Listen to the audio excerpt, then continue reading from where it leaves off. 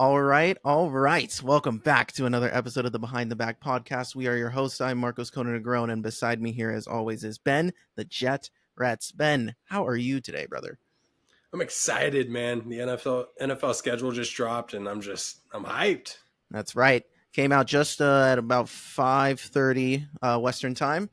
They just released it, so we gotten a chance to peep it a little bit, but we haven't really dug deep into it. So we're excited to kind of just look at it, talk about like our favorite matchups. We're gonna also look at like strength of schedule going into this schedule release that was released earlier today, prior to the schedule releasing. To just kind of have a conversation about that. So let's dive right into it. So I'm gonna pull up here the strength of schedule list here, so we can kind of have an idea of what we were walking into going into it. So when we have this here, for those who can't tell, the Cleveland Browns were stuck with the hardest strength of schedule to start, and then the Atlanta Falcons with the easiest schedule. I think I noticed the trend here, obviously, when you're in like a good division, that you're going to be placed a little bit higher on this list. Like the whole AFC North outside of the Bengals made the playoffs last year, so it makes sense that they occupy the top three spots. Yeah, So, anything from this strength of schedule kind of stand out to you? it's where I expected the Niners to be, and I think I would have expected the Eagles to have a little bit tougher of a schedule, but it's still not a pushover schedule by any stretch. Mm-mm. Um, if I'm looking at the NFC West, which is the division the Niners are in, I'm frustrated to see that the Seahawks and the Cardinals have, especially the Seahawks, have an easier schedule because it's just it feels like the last few seasons, Seattle's had some pretty knockover schedules, and obviously they haven't really been able to do anything with that. But they're in a weird like rebuilding, but also like trying to be successful stage. So Mm-hmm. it kind of makes sense. But other than that, the Rams have a similar strength of schedule, almost the exact same actually. So overall, I'm not surprised.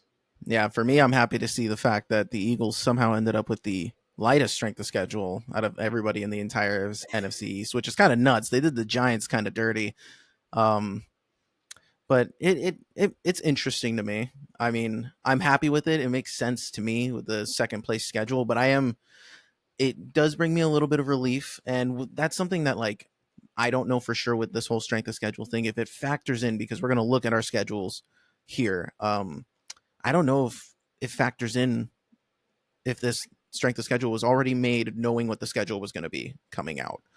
Um, so that'll be interesting. And I know there was a section for travel as well, and what the Niners are traveling, like what, the fifth most out of Yeah, it was like anybody? the fifth most out of every team, and I was wondering too if that is factored into this, overall strength of schedule. Because obviously, this chart that we have pulled up, it's basing it off opponent win percentage, and I feel like you're not factoring in the travel times and the time variance. You're looking at teams who are playing in London and Brazil, like the Eagles. Obviously, Brazil, you're not going through a crazy time change per se, but there's travel included in that, right? And so Mm. it's, not factoring in those things. Obviously, that matters for teams. So that could be a lot different in a few weeks. Yeah, and that's for the Eagles. I think the Eagles were eighth on the travel schedule, and I do think that that was a huge reason for it. I saw this little nugget because they had how many miles teams were going, as well as how many time zones they would be going into. And I saw that the Eagles, despite traveling the eighth most miles, they're only going through 12 different time zones throughout the entirety of their travel throughout the whole season. So it doesn't, they're going to be staying kind of close to home, or at least on the East Coast, more often than not. So I think that the number was kind of elevated by the long trip that it's going to take to get to Brazil and back. But overall, in terms of this strength of schedule, I'm happy with it. But once we dive here into the actual schedules, it'll be interesting to see where we think our teams are going to fall. At the end of this, Ben and I are going to do like a prediction for what we think our teams are going to finish. Way too early. We obviously know so much can happen as the summer Well, goes on. way too early Way too prediction. early. But it's always good to kind of have a feel for where we think our teams are at this stage, because obviously a lot of different people have a lot of different opinions of where their teams are. So let's get down to it. So I'm going to switch over. We're going to start with the Eagles schedule here. So, all right. So we got the Eagles schedule up. The one that annoys me the most, it's a nice looking schedule, I'm not going to lie, especially to start the season. But the one thing that annoys me the most is that week 5 bye. Yeah. That sucks. So the Eagles have a, let's, for those who are listening on audio, I'll run through the schedule real quick, just knock it all out of the way, and then we'll kind of talk about it. So week 1, the Eagles play the Packers in Brazil Friday, September 6th. That's the prime time game that they got slotted in. Then they'll play the following Monday night against Kirk Cousins and the Atlanta Falcons. For the third straight year, this is the Eagles playing Kirk Cousins on a primetime stage week 2 of the season, which I thought was a funny little nugget too. Um, so then week 3, they go to New Orleans and play them regular Sunday night game. Then they get their hopefully redemption matchup with Baker and the Bucks on week 4, and then they get a week 5 bye, which is kind of early. Not a huge fan of it personally. It sucks to always kind of get the early buys given how much, how tough the road is up ahead. So I think for me personally, it's imperative that the Eagles kind of get a hot start going into the bye, or we could walk into some trouble later on in the season. I remember from last year, I think you brought up because the Eagles played the Vikings, right? Yeah, they played in week 2 Yeah. on Monday night. And I think I remember you bringing up some like crazy stat about Kirk Cousins against the Eagles or on, oh no, it was on Monday Night Yeah, Football, right? he's terrible Monday Night Football. I think he's only Yeah. won once. So chalk that in as a W, right? Yeah, yeah. Basically, I mean, the Eagles have won the past 2 matchups against him. Obviously, it's a dramatically different situation and team, and who Yeah. knows how good he's going to be coming off the Achilles. But that's been the matchup that I guess the NFL likes in week 2 is Kirk Cousins against the Eagles. So Yeah. it'll definitely And be interesting. you're getting a completely brand new, like remade, revamped Falcons team that's probably still going to be putting a lot of those pieces together. Hmm. So, in terms of being a complete football team at that point in week 2, it's hard to say. I mean, they'll still bring everything they have, but yeah, it's an interesting first 4 weeks for you guys. It's really interesting to start week 1 in a different country. Yeah, Um, that's what and bugs me. the fact that that's considered a home game is a little frustrating because essentially take your, however many home games you have. I think it was like you said, like 8 or 9. You have 9, Yeah, right? yeah, Now 9. it's going to be 8. Yeah. So at the end of the day, it's even in theory. The Eagles walk away with 8 home games and 8 road games. So they'll play 8 at the link and then 8 on the road plus the 9 in Brazil. But I understand what the NFL's doing. Not every team's like Jacksonville lives in London, like that's their thing. They have a Yeah. contract, right? But the Eagles, this is their first time in my memory of watching them over the past 20 years, like going overseas. So this will be interesting. And first game in Brazil, always a cool moment. Like that's great, but I really wish that it was somebody else's home game, not ours. But at the end of the day, we get back to back home games and we get to go week 2 at the link. But that is something that I didn't like going into it. So then after that bye week, then the Eagles go on at home and play the Cleveland Browns. So tough game off the bye.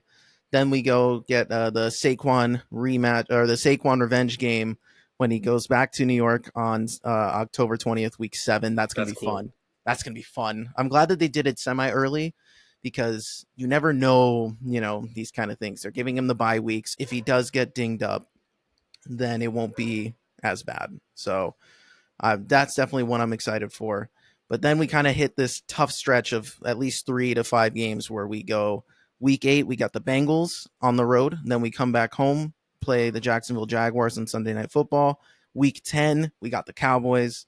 Week 11, Jaden Daniels and the Commanders. I am excited to see how the Rook is at this point because it won't be facing him early. We're facing him midway through the season. A lot will have been known about him at this point.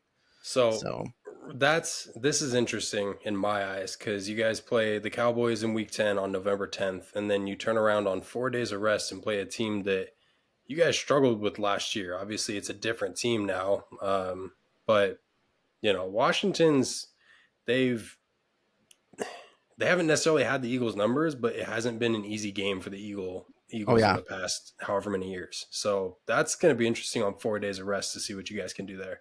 It's always a fun matchup against Washington. Washington, like, they're the one divisional opponent where it never seems like a true pushover, even though the Eagles in recent history have been the better matchup, have been the better team. It's not like Yeah. on obviously the Giants got the better of us last year during the collapse, but the the Eagles recently had been dominating the Giants to a level that we've had the same amount of wins against the Giants than we did at the Commanders, but the Giants games were so much more convincing than the Commanders games. The Commanders games have went down to the wire over the past couple of years. So yeah, it'll definitely be interesting to see. And the Commanders have changed a lot and have added a lot. New head coach, got the franchise Yep. QB of the future. Their defense looks totally different.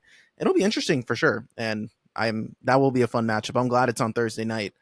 Um, that'll for sure be cool. And Definitely. then after week 11, we follow up and then we go to LA and play the Rams. Oh, if only those tickets weren't $700, I would totally go. But we got after the Rams, then we play the Baltimore Ravens on week 13. So that's going to be a juicy matchup.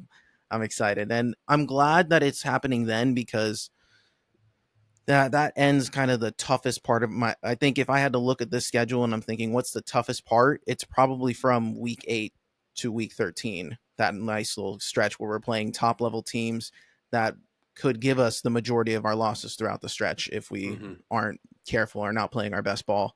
Um, but after week 13, then we get a light, date with the Carolina Panthers and Bryce Young, and hopefully, they're a better team than they were last year. But I think that's a pretty easy one. And then we go and play the Steelers week 15 at home.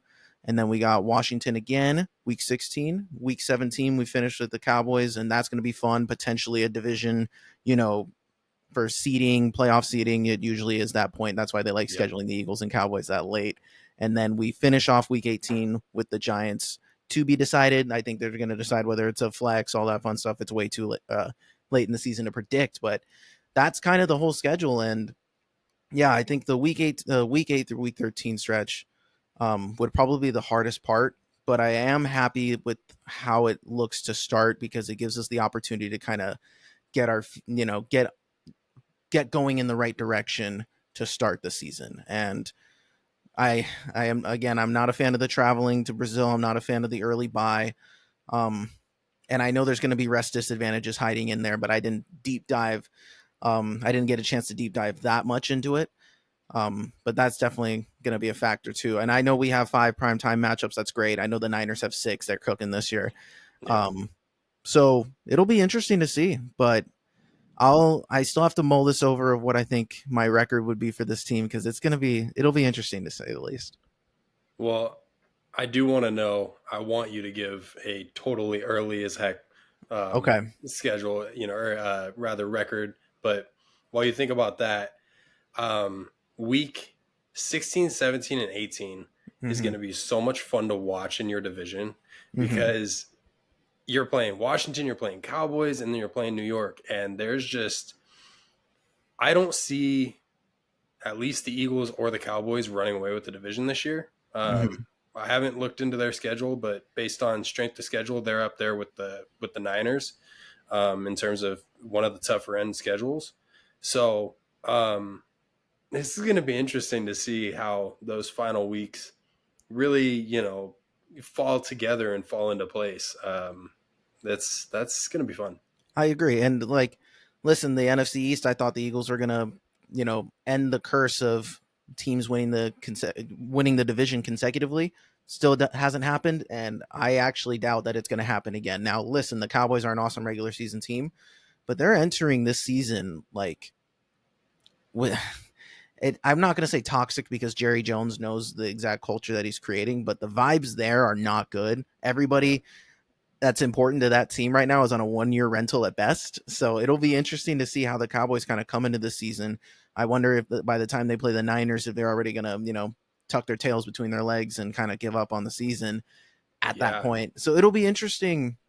I agree. It's going to be really cool. I still think the Cowboys, they're a good enough team where they're going to stay in it the entire time and they'll probably end up being in a 10-7, 11-6, 12-5 range Hmm. for the Cowboys. But the Eagles are in a weird position where they're just such a boomer bust team with all the additions that they made, the coaching. But what the Eagles were telling me based off of the moves they made this offseason is that they don't believe it was Nick Sirianni. They don't believe it was, um, you know, Jalen and the stars specifically. Like the Eagles have obviously lost Hall of Fame caliber players, but I think the Eagles have done a good job retooling and have put themselves in a position to not run away with this division, but be able to continue the streak of no consecutive teams and be able to make enough noise to be the leader of this division going into it. Yeah, and I don't think that the Eagles this offseason regressed by any stretch. And I don't know, like from my end of things, I wouldn't say that they necessarily got better, but there's something to be said too with how just terrible the Eagles ended last year. It's hard to get worse than that. And I'm not saying that they were a bad team by any stretch, but like you're on an all-time low at that point. You ended the season as terrible as you did. Mm-hmm. Like it kind of only goes up from there, especially if you keep your coach, you keep your star players, and you just retool. So like you said, I think it's promising. I think the interesting thing going into this year that I'm really excited for is that we kind of get that underdog like setting back on us again. Like people are doubting the Eagles of whether they are as good as they are because of the way we collapsed last year. And they're like, oh, Saquon won't be enough. Oh, you lose Kelsey and Cox. Like, oh no, like how are these guys going to recover from that? It's Sirianni's fault. And at the end of the day, we bring in new experienced coordinators. We brought in some new toys to play with. Hopefully, a change in the system was really what the Eagles were needing to do this whole time, and that's what the season's going to tell us is whose fault it really is. It's going to show more. We don't have Kelsey.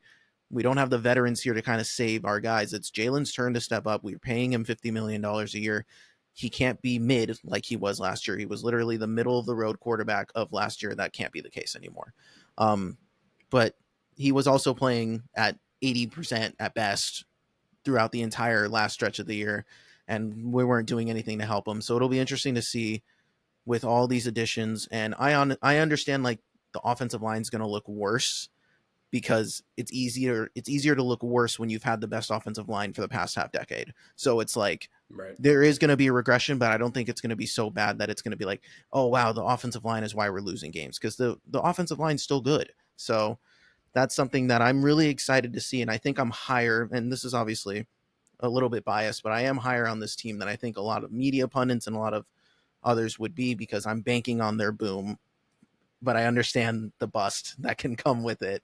Absolutely. Um, so like, okay, so let's sober analysis think about why, if I would really walk away with like a best and worst case scenario here. Best case, I think the best record the Eagles can pull off this year, given the strength of schedule, would probably be a 12-5. I think like a great season for us would be we're a 12-5 team that's one win more than last year, but it's going to be in a consistent pattern. Not where like we're going to come in there finishing strong, but we're going to, it'll look a lot better. We'll look a lot more legit than we did going into the end of last year. So I think 12-5 would be good. I wouldn't be surprised if we maxed out at 11-6. Our win totals, I think, early on were 10.5. So I can see this team winning 10 more than 10 games.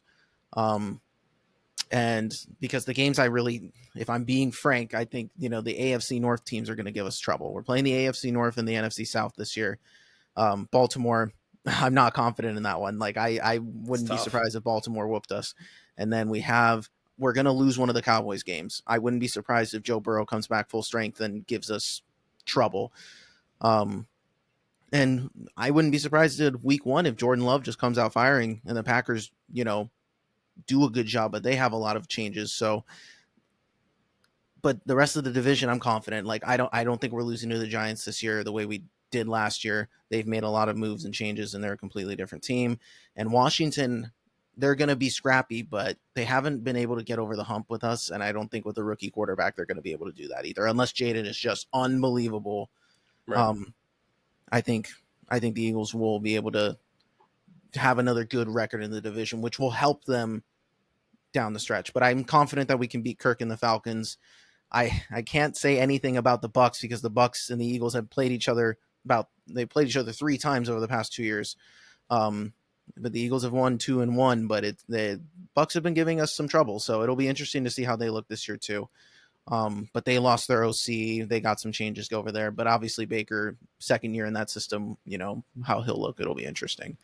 Um, And maybe Cleveland steps up. I have no idea with Cleveland. They're kind of such a wild card team. Um, with is their quarterback going to be good? Is Deshaun like really there? Are their receivers going to Right. stay healthy? And can Miles Garrett do everything for the whole year? Like, is I don't know. So it'll be interesting, but I can see us walking away with this 12-5. If I'm being way too early, that's what I'm going to put it at. No, that's great. It's going to be interesting when we, dive into this a little bit more before the season starts, and we do another record prediction right before the season starts. And we also talk about what record wins each of our divisions. Because I think that's something that that number's always got to be in the back of your mind. That's obviously what you're gunning for. You want to win your division. You want to set yourself up in the best spot. If you can win your conference, like even better, right? Right. But that's one team versus rather that's being the number one team versus being the number one team against three other teams, and that's a lot easier to do. Not easy, but yeah, that's something that I think we should definitely cross when right before the season starts is what record wins the division and Mm-hmm. what record wins the NFC, Oh, AFC. I'm Like down it's, I for think sure. that would be fun. And we'll go with because I know early on in the season we'll spend the first 5 weeks before NBA season kicks off, going kind of with everybody and picking our, doing our picks, and we'll have our picks online again so we can, do that. But we'll do it a little differently this year, like we've discussed. But yeah, I want to do win totals. I want to do what would win each conference. I love that idea. So that'll be good for sure. So on the Eagles side of things, I'm confident. I like the way the schedule looks. The Again, the week 5 bye scares me. That week 8 through 13 stretch kind of scares me, but it's going to be okay. I believe in this team. So we'll see how it ends up panning out at the end of the day. So let's move on to San Fran and their schedules. So, Ben, let's go through it one by one. I'll have you, do your thing, talk about what, for the audio listeners out there, what the Niner schedule is, and then you can point out what sticks out to you. Yeah, so immediate reaction before I review all the games. It's schedule looks tough, um, but there's a lot of really fun matchups this season that I'm actually looking forward to. Um, Does this include the preseason? Oh, It wow. does. Look at So that. there are the three preseason games on there. First game is at Tennessee against the Titans, and then we come back to Levi's and we play the Saints, and we finish up in Las Vegas against the Raiders. Now, I don't really care what happens in preseason. Just guys stay healthy, guys develop. That's the key, right? You just want to walk out healthy and developing. It's probably the only time you're going to see Ricky Pearsall get extended minutes, huh?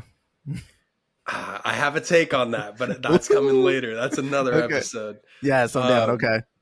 But yeah, to jump into week one, so already my favorite matchup, arguably of the season, For is sure, week dude. one. And it starts with the Jets in Levi's, which is awesome. I'm stoked for that. Um, and I'm really excited for this one just because we're seeing Aaron Rodgers back again. Hopefully he lasts more than 4 snaps. And I'm serious. Like I need him to last an entire season because I want to see what this Jets team can do. They've got some serious pieces there and they've got potential. Like, what can you guys do? Let's see it. Yeah. Um, last year was a complete disaster, and Aaron Rodgers has already come out and said he's gonna, take Purdy to school, and we're gonna see what that week one looks like. But I'm stoked for that matchup. That's probably the Um, best one of the best ones. Obviously, Chiefs and Ravens is going to be an insane first matchup, but like out of the first week matchups, I'm glad that they did this one because this one's going to be good.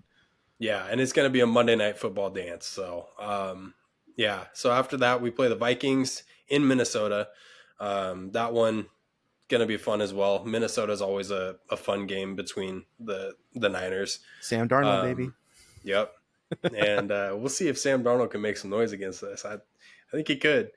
Um, yeah. Then we play the Rams week 3. Then we go Patriots, Cardinals, and then we go to Seattle with the dance with the Seahawks.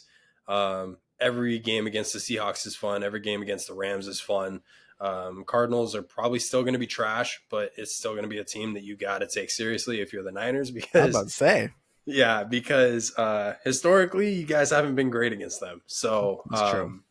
that's kind of the fun part about being in the NFC West as any of these teams, not just the Niners, is just each matchup isn't super one sided. Obviously, the Seahawks have owned the Niners during the Russell Wilson era, but Hmm. that era is over. And since that has ended, the Niners have your number. So things really shift, and game to game, you really don't know. Like, it is the epitome of a divisional matchup rivalry each time this division plays each other. So I'm stoked for any of those games. Now, another one that I want to be excited for, but I'm not excited for, is Week 7 against the Chiefs. Oh, dude, that Now, rematch is gonna be nice. here I love a rematch. I I want a rematch. I always want to beat somebody who's beaten me, and I always want to see my team beat somebody who's beaten my team. But there's a problem here. The Chiefs are going to be coming off of a bye week.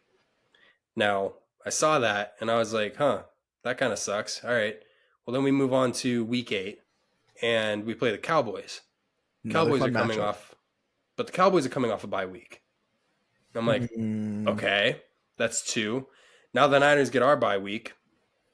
Then we go Buccaneers, we go Seattle, and then we take on the Packers. Now the Packers is one of the matchups that I'm also looking forward to this year. I mean, it'll be a good just that rematch. that first game in the playoffs last year was terrifying, but a ton of fun to watch. And that Packers team is scrappy, and they've really added some weapons to their team. And obviously, getting more reps under Jordan Love is going to be, by week 12, he's going to be fully invested in that system, barring injuries, barring whatever. He's going to have a lot of on his plate to play with. But then we go to Buffalo in December, and Buffalo's coming off a bye. Oh, is that the third team coming off a bye? Wow. Okay. So I'm already not excited about playing against the Bills, just being in Buffalo in December. Like, that's a potential weather game that, look, let's be honest, Purdy struggles in weather games. Rain games, I don't think he's played in really a snow game. I I don't know that he would do super well, Yeah, just considering his history with the stuff that's a little less slushier. So that's going to be interesting to see. I'm not excited for it, and another team that's coming off a bye is a little frustrating. Then we play the Bears at home, which the Bears are probably, they've got a chance to be good this year. Now, Marcos and I will talk about that later. Um, they've got an easier schedule. They've got weapons now. Like, they're a completely different team than last year. Are they a good team? We'll see. That's to be seen. yeah. We Um, have some takes though. I'm excited. Definitely. So then week 15 against the Rams again, and then we go to Florida, to Miami with a dance with the Dolphins. I love playing the Dolphins, and I love those Hey, games. You don't have to worry about weather necessarily. And look, I mean, Miami's in an interesting spot now too, where they're like, do we keep rocking with who we've got, or are we going to have another kind of subpar season in terms of what our goals, are going into the season, and are we not succeeding? So it's going to be interesting to see by week 16 where they're at. for sure. Um, then we play the Lions. That's my last exciting matchup, and only because that matchup in the playoffs was another terrifying but exciting matchup, like a Hmm. ton of fun. So that's another thing too. I noticed is the Niners play all of their postseason opponents from Hmm. 2023 in 2024 in the regular season. That's exciting. Yeah, That's fun. I just don't like that we have to play the Chiefs on a back to back. But look, this is football. Rest advantages are a part of ball. Flights, in terms of mileage, is a part of of football. Like, it's something you got to deal with. So, we'll play the Lions, and then we'll wrap up the season against the Cardinals. And looking at the schedule, like I said, it looks tough. But there's exciting matchups in there. I like where our bye week is. I think week yeah. 9 is a good spot to Right in the have. middle. Yeah, it's ideal. So, Um, so let me ask you real quick, because I yeah. like looking at this too. It looks kind of spread out, right? Like, oh, like you have the Chiefs and the Cowboys. Those are two tough games, but then you get your bye, and then you get the Hmm. Bucks and Seahawks. Then you got like you have that 3-week stretch in, from November to first couple weeks of December, Packers, Bills, Bears, where it's like, okay, and then the Rams too. Like, what do you think is your toughest stretch? Whether it's a few games or a couple or five, what do you think? Do you have a stretch that you're like particularly nervous for when you go into the season? It's a good question. I will say that probably from the Packers through the end of the season. Honestly, let's throw in the Seahawks there. So week 11 Yeah, through basically the end of the season, I would say is a very tough stretch because there's divisional games in there against all of our division rivals. Those can go either way. You got the Packers, you got the Bills, you got a new Bears team, you've got the Dolphins, like Lions. That's a tough stretch. That's a tough stretch of football, and you're looking at the last 7, 8 weeks of the season where injuries are adding up, where guys are getting tired, where certain things, the season is starting to have its impact on players, on coaches, franchises. Like yeah. you're in the full swing of it at that point. So it kind of depends on what's leading up to that, the first 10 weeks of it. How do we look going into week 10? Are we 10-0? Are we 7-3? Or rather, are we 9-0? Are we 7-2? Like it's going to be, I would say right now, early on, yeah, that from week 11 to week 18 is going to be difficult. I really do think. No, that's a great take, and because like I'm looking at because like the matchups you have, agreed. Like the NFC North, it just so happens to be your year to play them, and they just so happen to be your matchups in the playoffs. So it makes for interesting football. Like you got to go to Green Bay. That's going to be an insane matchup for Yeah. Brock because that stadium in general is just tough. But the Lions, that'll be cool because the Lions have to come back to San Fran, so that'll be interesting. But that could potentially be a battle for like the one seed, like if Right. given where both these teams are. So gosh, I'm excited for this year because the NFC once again just it's still pretty wide open. Like it's it's not there's no team that I could see running away with it this year the way No. the Niners kind of had, the opportunity to last year. Like 14-3 might be the spot in the NFC, but that again, that's too early. But it's tough. Like we don't know, so much is going to happen, and again, like you're going to drop your way too early win total now, but like we don't know for sure. At least on the Niners side, the Eagles is it's kind of easier for me because the team's kind of set. Like we're going to add pieces from here, but we're not getting rid of anybody. Obviously injuries can still happen, whatever, but the Niners could look different. Now they say they're standing pat with their guys, but like what if all of a sudden Brandon Ayuk's not on this roster anymore when we talk about this again in August and we're Mm-hmm. like what is the what's the outcome? So I don't know if that's something that worries you when it comes to like you look at the schedule, you're like, this looks nice, but like do you feel like a level of uncertainty given the fact that there's like I don't know if there's a better way to put it, but like with all the rumors swirling with like there it doesn't feel totally set in stone even though John Lynch and company are saying it is. So like how much of you as a fan is like worried about something like that? I'm not too worried. I I have faith that it'll work out the way it everyone wants it to. Um, Business is weird with San Francisco. Yeah. They wait on a lot of stuff, and more often than not, it bites them in the butt. But ultimately, they do. They get who they want when they want, for how much they want. That's to be said. But honestly, the franchise knows how to. They know how to build a football team now. Um, so I'm not too uncertain when it comes to that. I'm pretty certain that the right thing will get done. We'll get a deal done with Brandon. Like I think this team is going to look good going into week 1. All right, I like that. um okay then, so off the rip, what do you think is going to be the Niners record? All right, way too early prediction is 20 I'm and looking at 0. week 1 through week 8, right before the bye. We're going to go 8-0. We're going to go into that bye. We're going to come out of it. We're going to beat the Buccaneers, go 9-0. We're going to beat Seattle, go 10-0. Now, this is where it gets interesting. Mm-hmm. We were 10-0. We go into Green Bay, into Lambeau. I think it's going to be a weather game, and I think the Bills are going to be a weather game. I think we drop both those games. So At that point, we're going to be 10-2.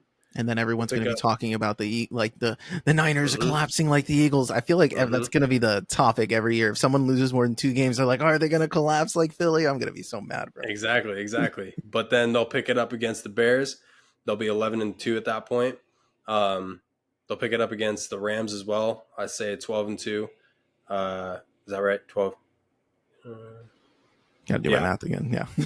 12-2, and then yeah, you know what? 15-2. All right.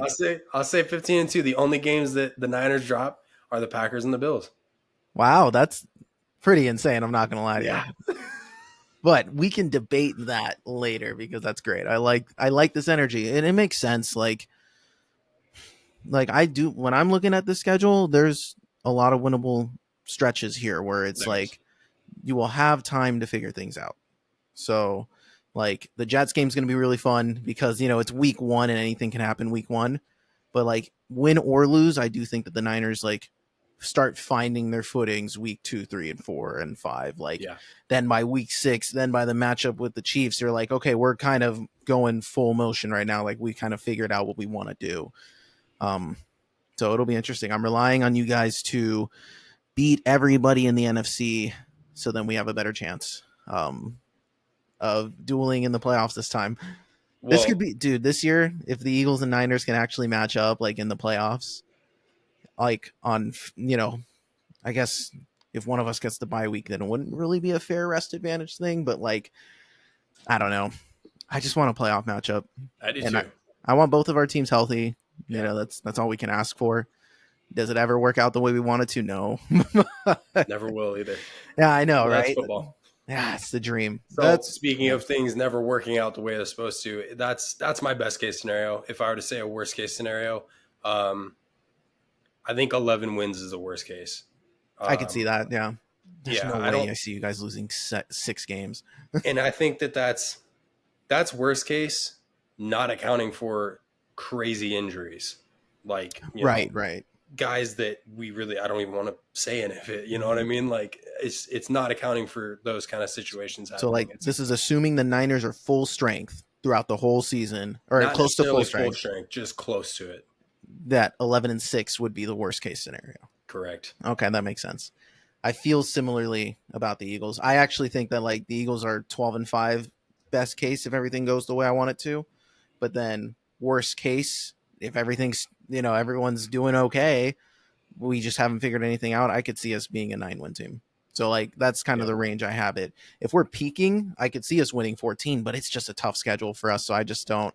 The back end of that schedule is a little tougher. That I couldn't see it. I could see us dropping games, especially with the week 5 bye, and then we're tired getting into the end of the year. So that's where I'm worried. You guys get a nice middle of the road bye, so it's a nice spot to be in. Yeah, for sure. Yeah, And just the rest advantages always play the factors, and that's why I'm thinking those worst cases too. They'll play the factor of just teams being more ready than the Niners for those matchups. yeah, We talked about last year how good Shanny is when he gets a bye week to focus on one team. Like he's pretty damn good when you prepare. And yeah. honestly, that goes for almost any NFL coach in this league. Let alone the 4 teams that the Niners play this year. Like those are some well coached, really good players. Like it's a good franchise. So tough.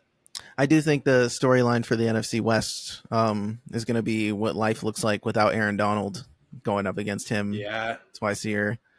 Um, I'm sure that like the Rams, people are talking about the Rams as like a low key dark horse contender, and that Mm. interests me a little bit. I'm like, Matt Stafford can't stay healthy, and Donald's gone. Not that they were bad to begin with, but I mean, I understand they were a couple throws away from facing you guys in the conference championship. So like, I don't know. It's just like your division's gonna be fun because like I'm excited to see the Cardinals. I'm excited to see Marvin Harrison Jr. Like that's gonna be really cool. And Seattle's gonna be interesting. They have a lot of nonsense drama up there with like the whole Geno's Sam Howell nonsense. But they have the new coach, so I'm interested to see how he looks and if he can bring that defensive system from Baltimore over to Seattle. That'll be an interesting one too. Um, Yeah. Yeah, your division's gonna be fun. Like it's just how it is. Like the NFC West has been great, and it's usually way better. It's more fun to watch when the Niners are the best team in it. I just I don't. agree with that. It's weird. It's weird to see it because I remember like Legion of Boom days. Like that was fun, but when the Niners were contending with them with Kaepernick and them, and like that was a fun, legit rivalry. But no one's kind of gotten to that level yet since the Niners have kind of peaked over here with Shanahan. So it'll be interesting to see if one of these teams can catch up a little bit. Yeah, and it's hard to say right now which team that is. I mean, it's between the Rams and it's between Seattle. Mm-hmm. So we'll The see who Card comes out of it. the Cardinals, I think, will be a little frisky. I think they have a chance to like if everything goes their way, they could make some noise. But again, it's a second year under Jonathan Gannon. Kyler's actually back and healthy. He'll obviously slump in November when the new COD comes out, and then you can take advantage of that. So I don't understand how that's actually still a thing. It Yeah, it's still is. crazy. And then on the Eagles side of things, I'm just excited. Like I know the Cowboys are going to be good in the regular season, and then they'll inevitably fumble when it matters most. But I'm interested to see Washington. I don't think New York. New York is like they still have some stuff to figure out. Like Yeah, they don't want Daniel Jones, but they're stuck with him. They got Malik Neighbors, that's good for them. They got Brian Burns, like they got good pieces. Um, but there's I don't. It's still a little chaotic up there. I don't see them kind of making the same level of noise that they could have last year. So, yeah. all right. Any final thoughts on the schedule before we close it out here?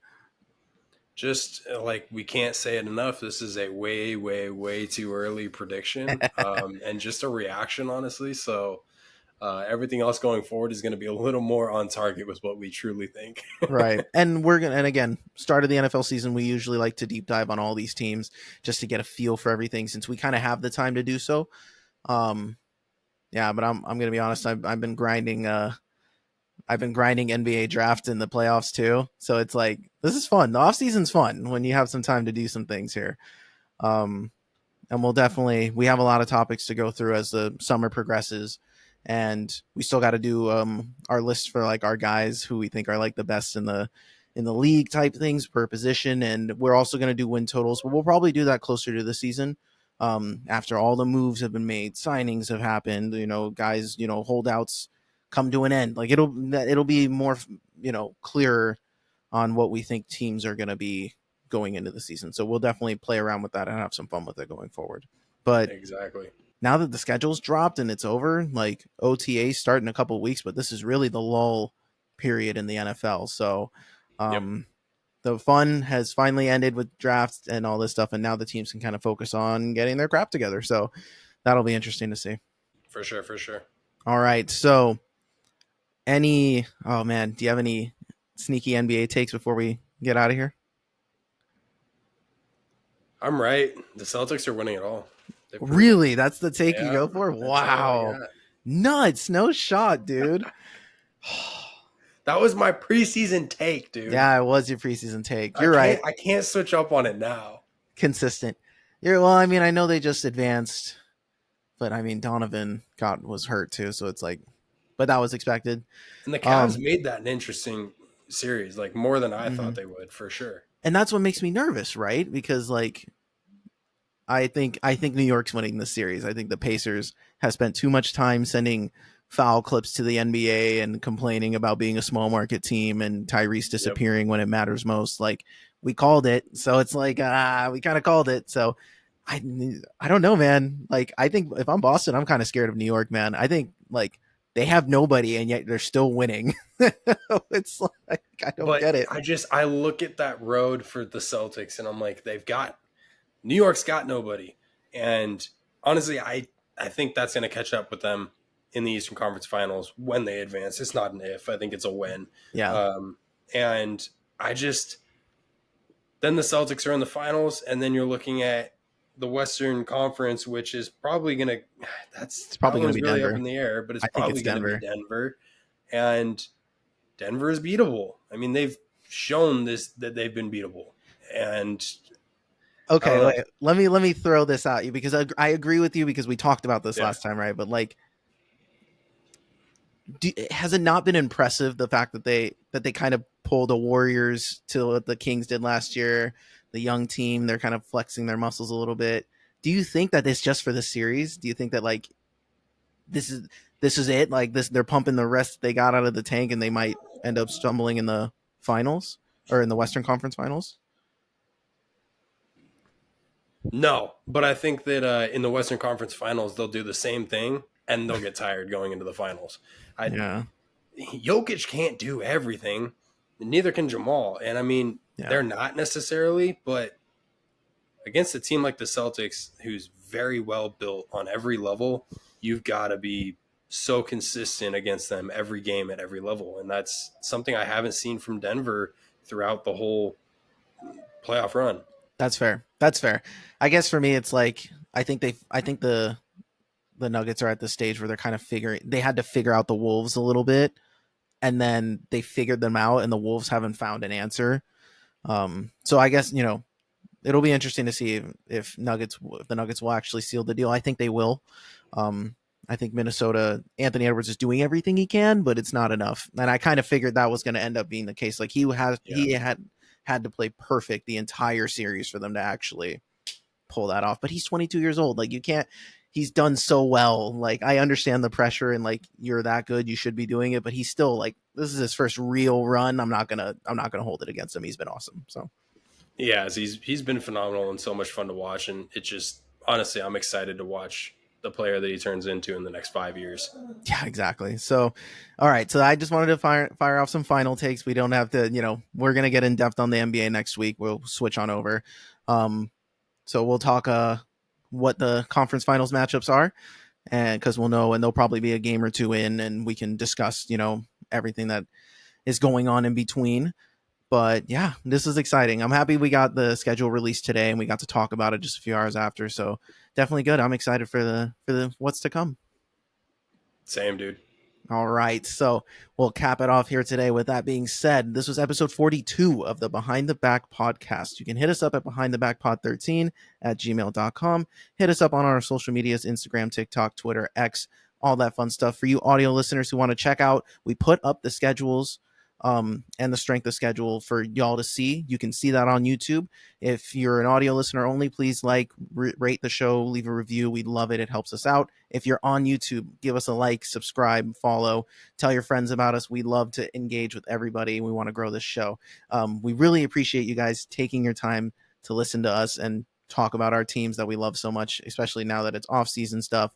We're just fooling ourselves into thinking next year is going to be great. So, all right. So I'm Marcos Conan Negron, and beside me here, as always, is Benny the Jet. we love y'all. We'll talk to you next week. Peace. Peace.